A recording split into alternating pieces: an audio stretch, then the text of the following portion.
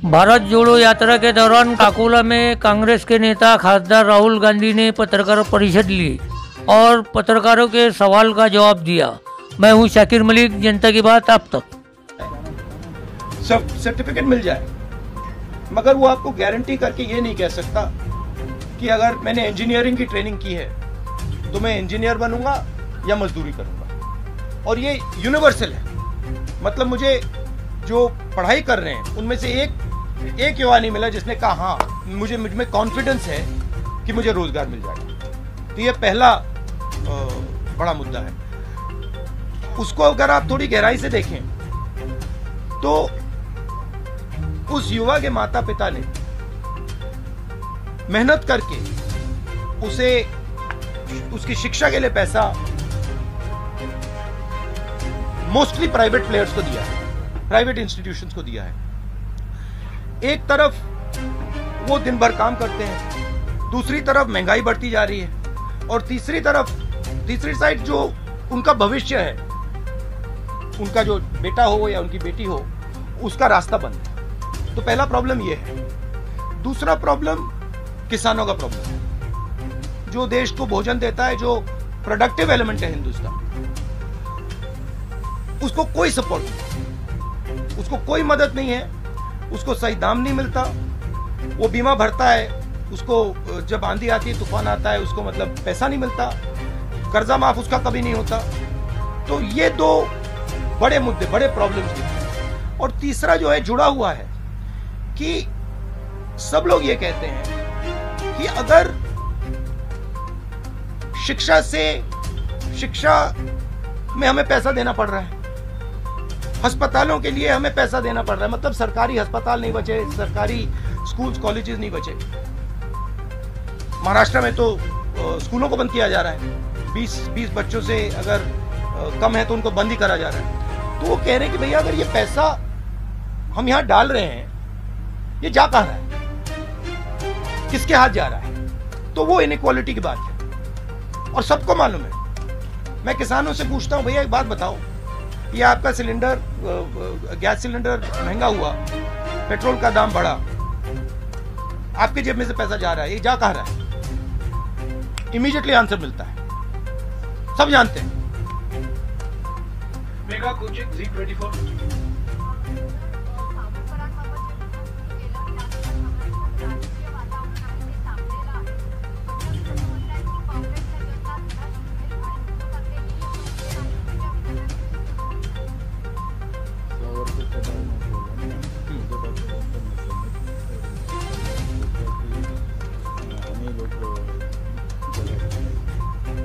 ये देखिए, ये मेरे लिए सबसे जरूरी डॉक्यूमेंट है। ये देखा आपने, दिख रहा है आपको? और इसमें आप देख लीजिए, ये सावरकर जी की चिट्ठी है जिसमें उन्होंने अंग्रेजों को लिखा है। और मैं पूरी चिट्ठी आपको पढ़नी होगी, देख लीजिए, मैंने हाईलाइट भी कर रखी है, मगर मैं सिर्फ आखिरी लाइन पढ़ना चाहता हूँ। अंग्रेजी में लिखी है तो मैं अंग्रेजी में बोल देता हूँ। I beg to remain sir your most obedient servant V.D. Savarkar. Hindi में ट्रांसलेशन कर देता हूं, सर मैं आपका नौकर रहना चाहता हूं। ये मैंने नहीं लिखा, ये सावरकर जी ने लिखा है।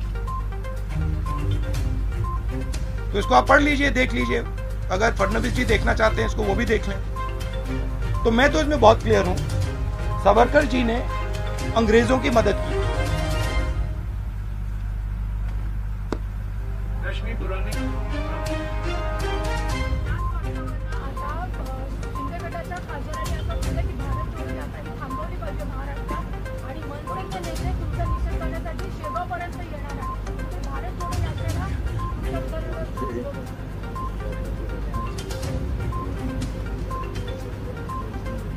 किसने? शिवाड़ी, मतलब रोकने, यात्रा को रोकने के लिए। रोक दीजिए, कोई प्रॉब्लम नहीं है, रोक दीजिए। देखिए, किसी का कोई विचार हो उसको रखना चाहिए। और अगर सरकार को लगे कि भारत जोड़ो यात्रा को रोक देना चाहिए तो रोकने की कोशिश कीजिए, करिए। गजानन नुमाटे TV9। आपकी रैली देखे घोषणा ही चल रही थी 2024 में प्रतिपक्ष का प्राइम मिनिस्टर पद का चेहरा राहुल गांधी है। क्या आप भी यही सोच रहे हैं कि 2024 में आप एज मैं ये आप डिस्ट्रैक्ट करने का बहुत अच्छा तरीका है। हमारा काम भारत जोड़ो यात्रा का काम है, हमें भारत को जोड़ना है। ये इस सवाल के बारे में हम सोच ही नहीं रहे। हम कन्याकुमारी से शुरू किए हैं, हम श्रीनगर तक जाएंगे और वहां पर हम तिरंगे को लहराएंगे। ये हम कर रहे हैं, ये हमारी तपस्या है और हम और कुछ चीज के बारे में नहीं सोच रहे। मुस्कान मिर्जा, आज तक। मेरा सवाल ये है कि हिमाचल प्रदेश में जब इलेक्शन हुए तो आपने 40 रैलीज की थी और पिछली बार गुजरात में भी बहुत बड़ा कैंपेन आपने किया था, तो इस बार आपके इक्का दुक्का सिर्फ रैलीज है गुजरात में, तो ऐसे क्यों? क्योंकि जैसे मैंने अभी बोला, हमने सितंबर में भारत जोड़ो यात्रा शुरू की। हम इस यात्रा को श्रीनगर तक ले जाते हैं।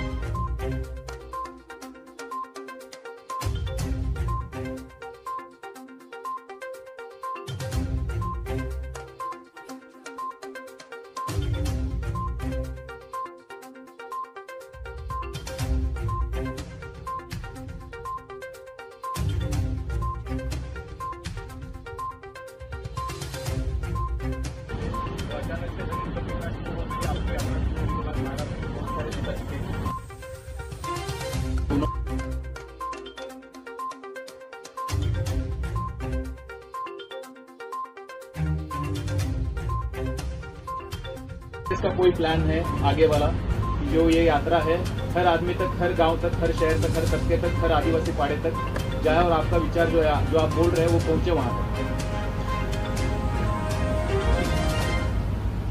यात्रा एक सोच है, एक काम करने का तरीका है, एक कह दो एक इमेजिनेशन है। यात्रा एक सफर भी है।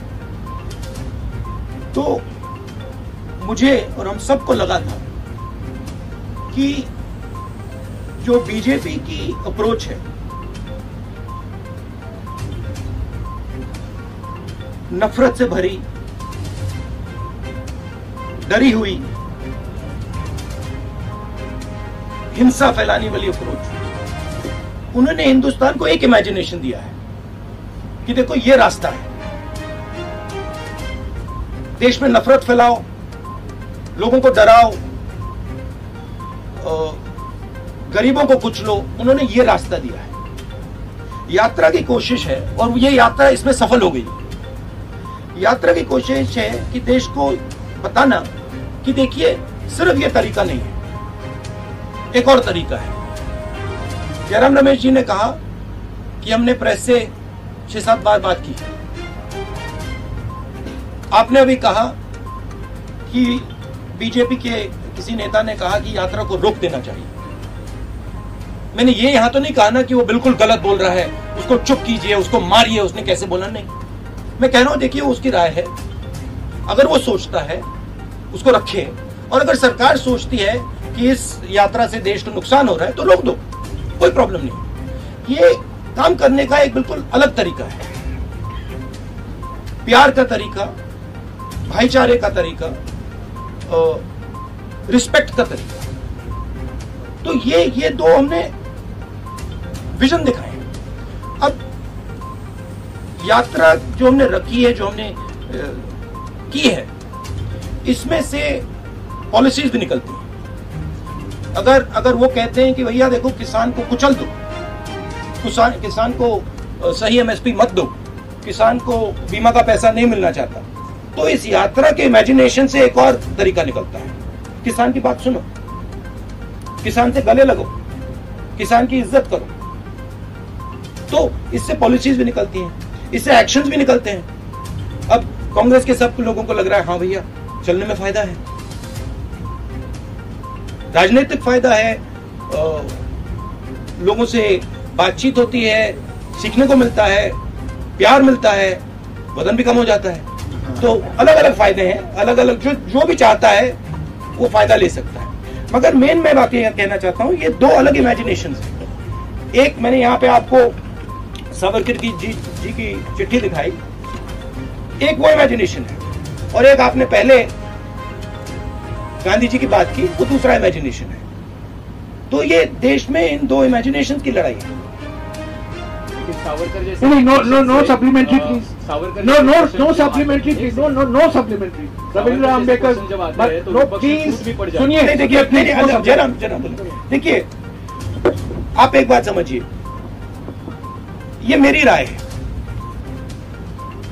ये मेरी राय है कि जब सावरकर जी ने ये चिट्ठी साइन की, गांधी जी, नेहरू जी, पटेल जी, ये सब सालों जेल में रहे, कोई चिट्ठी साइन नहीं की।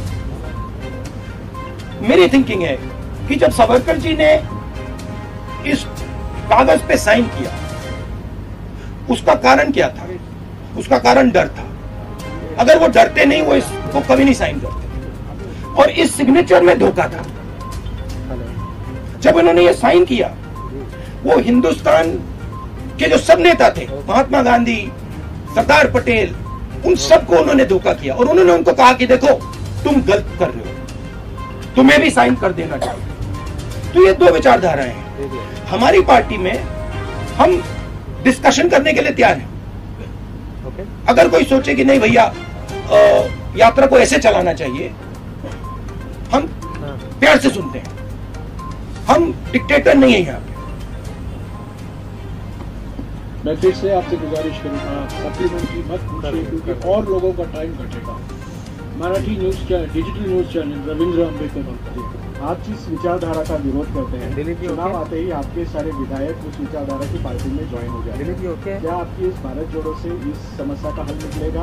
और दूसरा है भारत जोड़ो में क्या एक सवाल रविंद्र प्लीज, एक सवाल आपने पूछेगा, उसका जवाब देने दीजिए। एक सवाल। अभी मेरे साथ एक शिवसेना के एमएलए चल रहे थे, वो कह रहे थे 50 करोड़ रुपए उनको ऑफर किया था, वो नहीं गए, बहुत सारे और गए। तो देखिए, एक प्रकार से ऑपोजिशन की सफाई भी हो रही है। जो भी करप्ट लोग हैं, जो 10 करोड़ के लिए, 15 करोड़ के लिए, 50 करोड़ के लिए बिक जाते हैं, वो बीजेपी जा रहे हैं। अच्छी बात है। हिंदुस्तान में साफ सुथरे लोगों की कमी तो नहीं है, अब हमारे साथ आ जाएंगे। हमारे पास 12-13 मिनट का समय बाकी है। अपने हिंदी और अंग्रेजी मीडिया से सवाल लूंगा। अखिलेश मिश्रा, नवभारत है क्या? पूछिए ना, आगे पूछिए। जब तक आप आगे आएंगे, मैं अगले सवाल से पूछूंगा। संतोष गवाई, दैनिक भास्कर, उनको माइक दीजिएगा, जल्दी।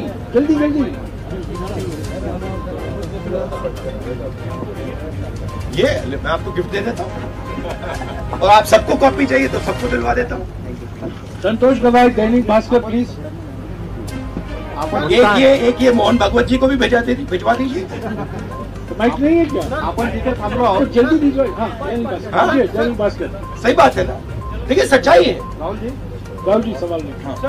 2009 में आपण एक मिनिट, विदर्भामध्ये शेतकऱ्यांच्या आत्महत्या प्रचंड होतात।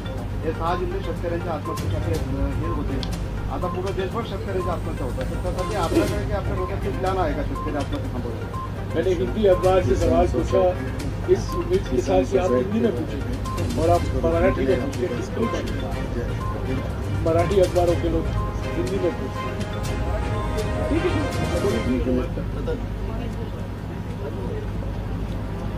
आपने विदर्भा बोला, तो मैं विदर्भ के बारे में थोड़ा सा बोलना चाहता हूं। जब हम विदर्भ के बाउंड्री पे थे,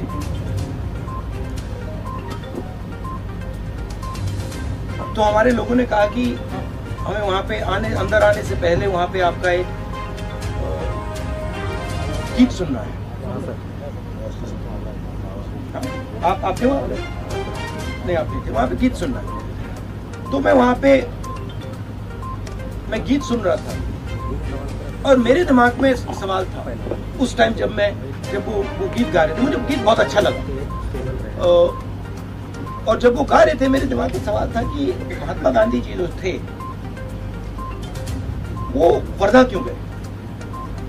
मेरे माइंड में क्वेश्चन था, कितनी जगह है हिंदुस्तान में, कितने स्टेट्स हैं, वो यहाँ क्यों आए। तो मेरे दिमाग में ये सवाल था और मैं सोच रहा था। और फिर गीत के बाद वहां पे एक बड़ा सा आपने गेट लगा रखा था और गेट के जैसे मैं अंदर गया 10 मिनट नहीं हुए मुझे बात समझ आ गई कि जो कांग्रेस की जो आइडियोलॉजी है वो एक्चुअली विदर्भ में है और जो नेचुरल कांग्रेसी होता है वो सब विदर्भ में बैठे हुए। अब आपने बोला विदर्भ के किसानों की बात, विदर्भ में ज्यादा मुश्किल है, मगर ये जो आपने मुद्दा उठाया है ये सिर्फ विदर्भ का मुद्दा नहीं है, ये पूरे हिंदुस्तान का मुद्दा है। विदर्भ में पानी की समस्या है, उसके बारे में कुछ किया जा सकता है, मगर जो हमारे प्रोड्यूसर्स हैं जो खेती करते हैं उनको प्रोटेक्शन देने की जरूरत है, उनको उनकी रक्षा करने की जरूरत है। जैसे कोई परिवार में कोई जो ब्रेड अर्नर होता है वो जरूरी होता है, उसकी प्रोटेक्शन करने की जरूरत होती है। वैसे ही हमारा जो किसान है वो देश को भोजन देता है। आजकल हमारी मेंटालिटी, सरकार की मेंटालिटी कि भाई हाँ देखो खेती कर रहा है उसको छोड़ दो, करने दो, सही रेट मिले ना मिले छोड़ दो, कर्ज माफी की जरूरत है नहीं छोड़ दो। ये एटीट्यूड बदलना पड़ेगा, उसको सेंटर में लाना पड़ेगा, कहना पड़ेगा कि नहीं ये सबसे जरूरी चीज है और ये देश को भोजन देते हैं, ये 24 घंटा काम करते हैं और सरकार और देश का फर्ज बनता है कि वो इनकी रक्षा करे। अब रक्षा कैसे होगी? रक्षा उसको सही दाम देने से। हम न्याय योजना लाए थे, समझा दूं या आप जानते हो उसके बारे में? हर महीने हिंदुस्तान के सबसे गरीब लोगों को डायरेक्ट बैंक अकाउंट में पैसा 72,000 रुपए साल के हर फैमिली। तो उससे गरीब किसान के नीचे एक फ्लोर फर्श बन जाएगा, उसके नीचे वो गिर ही नहीं पाएगा। तो नीचे आपने उसको मिनिमम पैसा दे दिया, कम से कम पैसा, और साइड से आपने उसकी रक्षा की। आपने उसको जब उसको कर्जे की जरूरत, जब उसके कर्जा ज्यादा हो जाए, आप सेंसिटिविटी से सुनो, आप उसकी बात समझो। जब उस पर प्रेशर आता है आप उस प्रेशर को रिलीज करो। तो ये सब काम बहुत आसानी से किया जा सकता है। हमने यूपीए की सरकार में ये काम किया था। और आप विदर्भ के किसान से पूछो, जब विदर्भ को दर्द हो रहा था यूपीए ने एकदम यहाँ पे पैकेज किया। अखिलेश मिश्रा, नवभारत। राहुल जी, उत्तर प्रदेश में पार्टी आपकी बहुत कमजोर होती जा रही है, आपकी यात्रा उधर से क्यों नहीं जा रही है? ये जो यात्रा है ना, ये इसका लक्ष्य कन्याकुमारी से कश्मीर तक जाने का है। नहीं, आप चले गए, सवाल पूछ लिया। हाँ। जवाब नहीं चाहते क्या? तो ये यात्रा कश्मीर तक जाएगी और कन्याकुमारी से ये शुरू हुई। अब मुझे पता नहीं ये किसने बात बोल दी कि ये यात्रा उत्तर प्रदेश से नहीं निकलेगी। मुझे नहीं मालूम किसने बोला है, क्योंकि दिल्ली के बाद ये यात्रा उत्तर प्रदेश से निकलेगी। उत्तर प्रदेश से हरियाणा जाएगी, हरियाणा से पंजाब जाएगी, पंजाब से जम्मू जाएगी। तो पता नहीं ये मिस इन्फॉर्मेशन कौन फैला रहा है, मगर ये यात्रा यूपी में जाएगी। गजानन अवस्थी, लोकमत समाचार। एक मेरी एक्चुअली शिकायत है कि यूपी में थोड़ा और जाना चाहिए था, बट अगर हम थोड़ा और जाएंगे तो वो रास्ता फिर ज्यादा लंबा हो जाएगा, इसलिए हमने यूपी में शायद 2-3 डिस्ट्रिक्ट्स में हम जाएंगे, 3, 4, 5 दिन जाएंगे। मैं राहुल जी से निवेदन करूंगा कि उनके जवाब के कारण हम इसको 5 मिनट बढ़ा सकते हैं। हाँ बढ़ा। ठीक है, गजानन अवस्थी प्लीज, लोकमत समाचार। कांग्रेस छोटे राज्यों में पक्षधर रही है, तो सर राज्य की एक minute please, Gajanan Awasthi. Sir, राज्य की जो खस्ताहाल स्थिति है अभी महाराष्ट्र की, यात्रा का उस पर कुछ असर होगा क्या वर्तमान राज्य की स्थिति पर? नहीं, राज्य मतलब पॉलिटिकल महाराष्ट्र के राज्य ये थी कि नहीं पार्टी की स्थिति कमजोर नहीं है। महाराष्ट्र में कांग्रेस की विचारधारा, और ये मैंने जयराम रमेश जी से कहा, मैं आपको बताऊं सबसे अच्छा रिस्पांस महाराष्ट्र में मिला है। नेचुरल कांग्रेस है, और मुझे मतलब ये बात बहुत समझने को मिली है, ये यहाँ पे नेचुरल कांग्रेस है, मतलब ये डीएनए है कांग्रेस, तो यहाँ कांग्रेस पार्टी मजबूत कमजोर बिल्कुल नहीं। देखिए आप देखिए, फ्यूचर तो आप प्रेडिक्ट करते हो, मैं तो करता नहीं हूँ, मगर असर जरूर पड़ेगा, पॉजिटिव असर पड़ेगा। वैभव गंजापुर। राहुल जी, जब आपका यात्रा खत्म होगा कश्मीर में, तो आप क्या बदलाव देखते हैं भारत में, और कांग्रेस पार्टी को कैसा? एक सवाल अंग्रेजी मीडिया भी हिंदी में पूछ रही है। अच्छा, okay, how it will benefit Congress when you and your यात्रा इन Srinagar? I'm not a soothsayer. I cannot predict the future. My job, you asked a question, let me answer the question. My job is to do what I see as my duty.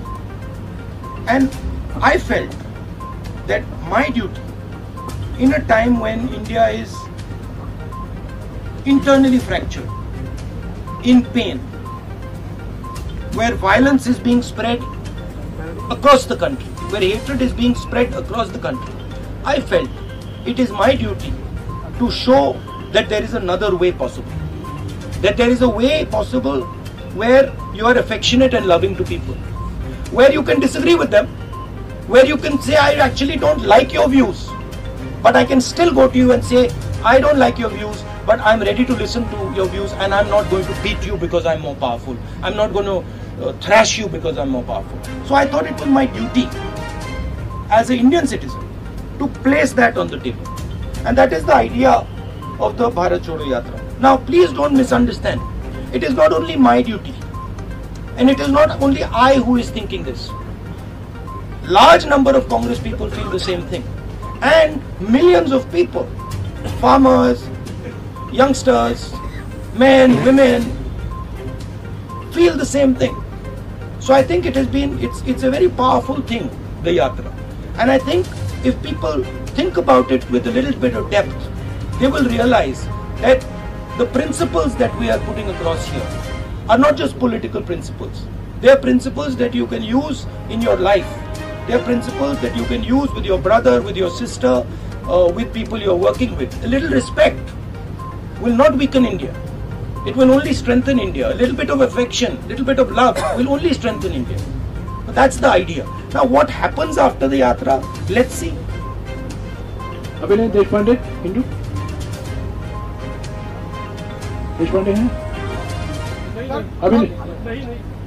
अभिनय देशपांडे नहीं है। I don't understand why people feel that hatred makes a country strong. I don't understand it. Right? I don't understand why people feel that being abusive, being nasty, being cruel makes a country strong. I think it makes a country weak. I think it is cowardice. And I think that's not what India is. I think India has shown the whole world. I remember Well, I asked Nelson Mandela after he came out of jail 26 years. Right? I asked him, Mr. Mandela, you were in jail for so long. What gave you hope? He said, India's freedom struggle gave me hope. I said, what do you mean by that? He said, well, what Mahatma Gandhi taught. The fact that you should be compassionate even to your opponent. You should respect even your opponent. These are Indian values. They are the most powerful values. And in the world that we are facing today, with the United States and China and war here and there, this is the most powerful thing that we have. Why are we throwing it away? Rahul ji ने आपके साथ 40 minute गुजारे हैं। मैं राहुल जी से निवेदन करूंगा, please 40 minute हो गए हैं, प्लीज। नहीं, बिल्कुल नहीं, आप एक ही ग्रुप के हैं, ये मत तोड़िए। मैं राहुल जी से निवेदन करूंगा, आखिर में महाराष्ट्र की जनता अगर वो संदेशा देना चाहते हैं नहीं, कोई सवाल नहीं, 40 मिनट हो गए हैं, सवाल आप शेतकऱ्यांचा प्रश्न आहे, सवाल किससे करना है उनसे कीजिए। सर महाराष्ट्र, प्लीज उनको बोलने दीजिए, प्लीज बैठ जाइए, प्लीज बैठ जाइए। महाराष्ट्र की जनता और महाराष्ट्र के जो किसान हैं और महाराष्ट्र के जो युवा हैं, मेरा उनके लिए मैसेज ये है कि मैं अब 13 दिन 14 दिन आपकी सड़कों पे चला हूं। मैं 13-14 दिन आपकी सड़कों पे चला हूं और दो दिन में 3 दिन में हमारा यहां से ट्रांजिशन हो जाएगा, हम मध्य प्रदेश जाएंगे। इन सड़कों पे मैंने आपसे खुल के बातचीत की है, लाखों लोगों से मिला हूं, युवाओं ने अपने सपने मेरे सामने रखे, किसानों ने अपना दर्द मेरे सामने रखा और आपने सबने मुझे बहुत बड़ा तोहफा गिफ्ट दिया है। आपने मुझे इन सड़कों पे सिखाया है शिवाजी महाराज के बारे में, ज्योतिबा फूले जी के बारे में, अंबेडकर जी के बारे में आपने सिखाया है। मैं आपको ये बता सकता हूं कि महाराष्ट्र के सड़कों पर चलने से पहले और 14-15 दिन बाद जो मेरी राजनीतिक समझ थी महाराष्ट्र के बारे में, किसानों के बारे में, वो आपने बदल दी। तो मैं आपका दिल से धन्यवाद करना चाहता हूं और मैं इस सफर को अपनी पूरी जिंदगी नहीं भूलूंगा। और आपका जो प्यार है मुझे खत्म करने दीजिए। Subsidy per hectare for kharif crop don't disturb, जैसे कि तेलंगाना गवर्नमेंट ने दिया है, वैसा यहाँ के जो डेफ रिडन फार्मर तो नहीं दूँ। तो मैं दिल से महाराष्ट्र की जनता को और लास्ट में जो पुलिस ने हमारी मदद की है, जो चले हमारे साथ, उनको भी काफी धक्के लगे हैं, उनका भी मैं दिल से धन्यवाद करता हूँ। Thank you.